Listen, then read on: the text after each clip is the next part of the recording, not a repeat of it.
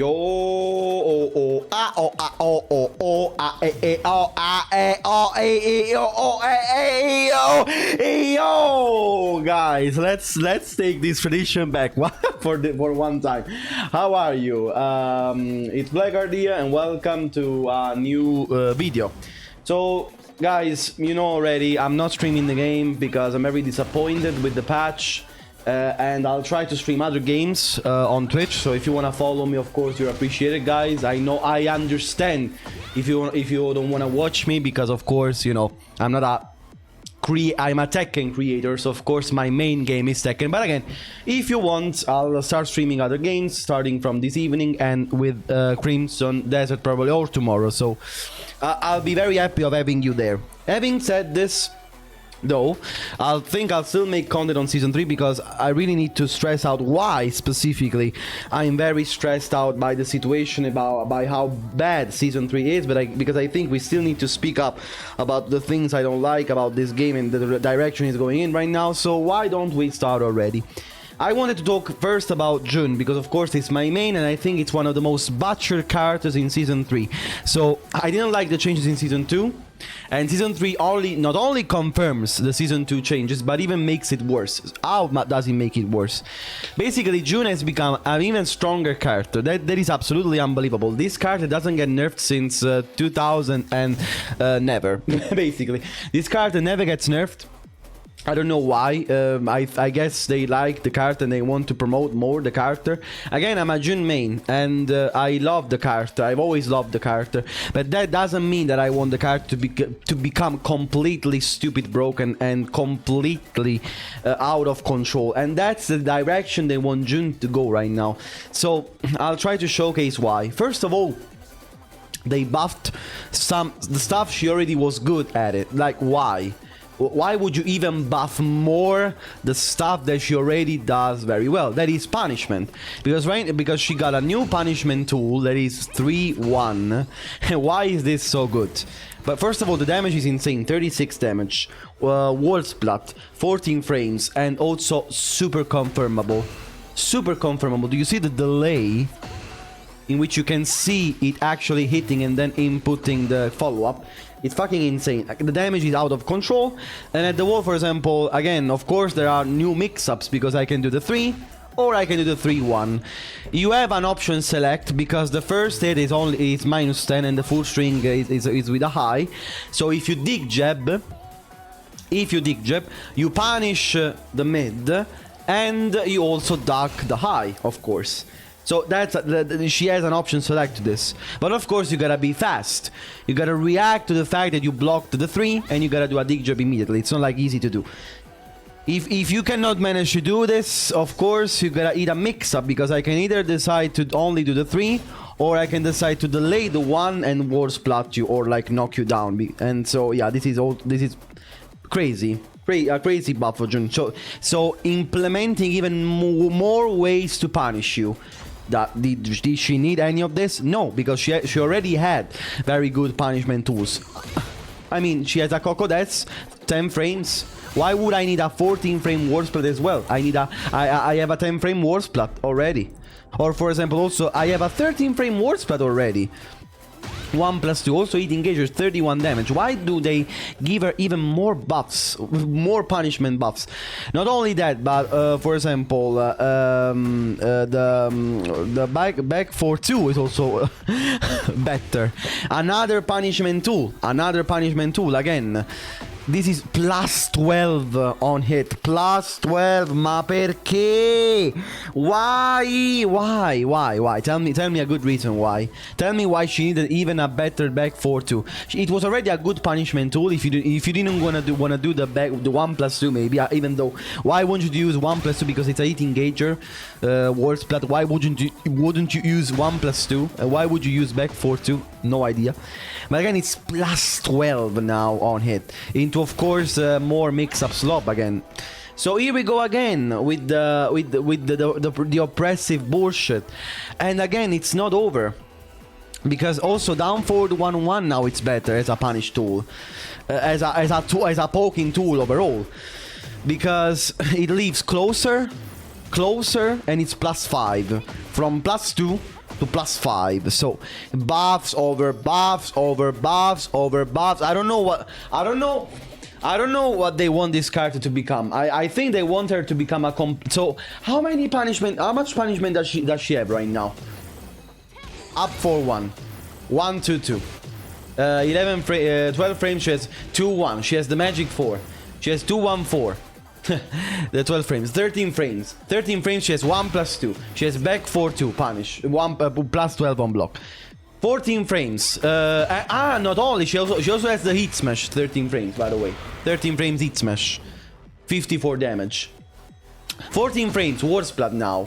15 frames, bam, bam, paraba. She basically can punish you at each frames, basically. And 16 frames she launches. And from while standing, we're gonna talk about this very soon. This is still intact, the Crocodiles from while standing. 10 frames, War Splat into insane damage. 11 frames, knockdown. 13 frames, while standing to 1. 14 frames, launch. Bro, she has the best punishment in the game by far right now. She already had top 2 punishment. Now she has I think the best punishment in the game. No, honestly. Apart from the fact that she doesn't launch, but why would she need to launch 15 frames anyway when she makes you explode with this punishment, really? The only weakness left is that she cannot launch you 15 frames standing. That's the only weakness left. I cannot wait for them to remove this weakness too. I cannot wait, man, really. Also, what else? Wall carry, even better, because now Izumo 1-1, as you can see now. Izumo 1-1 fully wall carries to the wall. Before, Izumo 1-1 was a bad wall carry because it had a kind of animation in which the opponent got the wall, but in a low wall slump. I don't know how to describe it now, but the wall carry was like, I don't know if I can manage to get another example right now, real quick. I don't like Kings forward to 1. Let me show you real quick what I mean. It had that kind of wall carry. Let me show you real quick. Hopefully it doesn't take too much time. So forward to 1, you see? Well, look like this, you see? Bad wall carry, because if you reach the wall with this, you see there's not a war splat, basically. The war splat is not clean. They removed this, so now Juni has even better wall carry. Guys, yesterday or today I did a combo 114 damage with this buff. Before, again, it was not possible to do this, so the wall carry now is even better for this character. It's not like she needed any more wall carry, but again, if you end the combos with Izumo 1-1 in specific combo, for example, this is very good on instant tornadoes combo, for example, you know, like something like this, maybe, you see, and you wall carry fully at the wall, and again, it was something that she couldn't do before. Why do we 107 damage, 107 damage from down 1+2. And again, also another weakness that they got, that she always had. Back 3+4 was to 28 frames, something like it was basically useless. But this had a reasoning why, because her defensive stuff is so fucking crazy good that she doesn't need a power crush, basically. Like, Jun was a character that didn't need a power crush to defend, because she has the parries, she has the sabakis, she has the forward 1+2, she has the kanken as a panic tool. Why would you need a power crush anyway, bro? It's useless for the character to have a power crush. No, not only they make the power crush way faster, but it stays the same in terms of minus frames. -12 as well. It was -12, 28 frames. It is -12 even at 22 frames. Even though it should be probably -13, -14 now, because it's way faster. They don't know what they're doing, man. They continuously buff the characters with no reasoning. With no fucking reasoning. But there's the nerf, guys. You thought Jun was actually getting only buffed, but we got the nerf finally. Do you remember how we complained about Kankan for a long time? Because it's not low parryable, because it deals insane amounts of damage, because it's very fast, 14 frames, full launch, -6 with pushback, by the way. What did they do? What did they do to this move? Nothing. The only thing that changed now, it's 5 less damage. Oh! What a big nerf, man. Now the damage is really done for Jun, really. The damage, as you can see, reaches a mere 96 damage without the install, by the way. Without the install. So if I have the install on right now, the can now only, let me see. Okay, let me see. The can only does, let's see, maybe something like this. No, sorry, I'm a little bit too far. Okay, let me do this. Sorry, guys. Sorry for the YouTube curse. I think there's a bug, by the way, because I'm having problems with doing wall stand into one, by the way. I think they messed up something, because I cannot manage to do wall stand into one. I have to spam the one, by the way. I don't know what they did, but okay. Okay. Ta, pa, pa. Only 105 damage from Kankan. Only 105 damage. Poor Jun. Unplayable, unusable. She used to do 110 damage, now 105 damage. Finally, it's honest. Bro, really, they don't know what they're doing, bro. They don't know how to nerf characters properly, bro. Really, I swear. But not only that, the real nail in the coffin. You remember the most broken move probably she has, and no Jun player uses, by the way. I don't know why. 4-1+2. So, 5-frame activation, parry, neat, parries, kicks, parries, punches, +2 on block, so it's even plus on block. The final nail in the coffin, they buffed this. Bro, this one was already broken.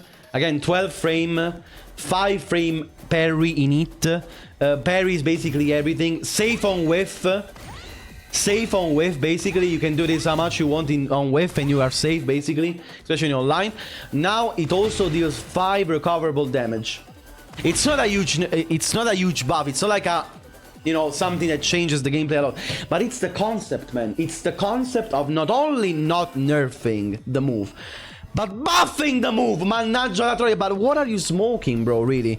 Where were you all this time? I made thousands of videos on Jun. Everybody did thousands of videos. I don't believe there's no one at Bandai Namco that doesn't watch Tekken content creators. But even if you don't want to watch me, even the main man, there's so much people complain about this move and other moves like this. Why aren't you listening? I'm saying the same stuff over and over, but it seems so out of touch with reality, so out of touch with their community, bro. Not only you don't nerf this move that needed some serious nerf. For example, I don't think it should be plus on block, for example, and I think it should get like 10 million recovery frames more. Not only you don't nerf this, but you buff this. So now, again, it deals a little bit of damage more when it connects. You know, when it connects on counter it. Now it deals a little bit of damage more, you see? It's not a lot of damage more, but it's the concept. 67 damage instead of like, I don't know, 62. Why? Really, I don't understand. I don't understand. So they patched. Not only, it's not over, by the way. It's not. So they strengthen her punishment even more.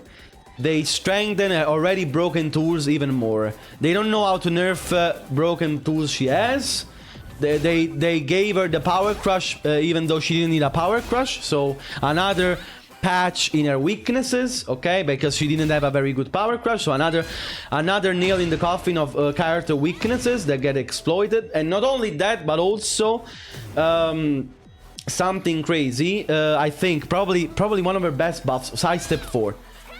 So we said this multiple times. Jun is a character that struggles a little bit with offense. Jun is a character that is not like the best character ever with offense. What do? We give her better offense. And a big change for me is that Sidestep 4 now lives way closer to the opponent. So right now it's even harder to step Jun after this +4. It's even harder to do something after Jun's step 4 because it's so plus and you're basically in her face. And with tools like 4-1+2, why would you even try to do something, even to try and challenge her? Because before, of course, with the pushback that Sidestep 4 had, you could try to backdash a little bit more, you could try to sidestep a little bit more. Now, you cannot do shit, because the +6 is so huge, and it leaves you so close to Jun.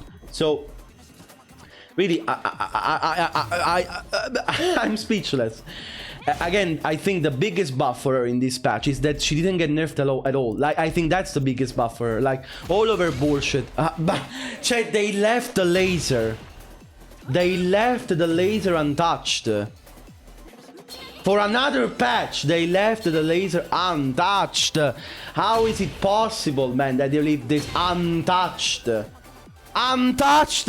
5 million kilometers laser, 50 million damage. Not even a damage nerf, nothing. This move is okay for them, apparently. And of course, it still hit dash launches, of course, from 3 kilometers. What are they...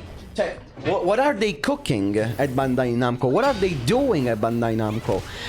Some people said, yeah, why are you criticizing this patch? You should be happy that your character is buffed. No! No, it doesn't work like this.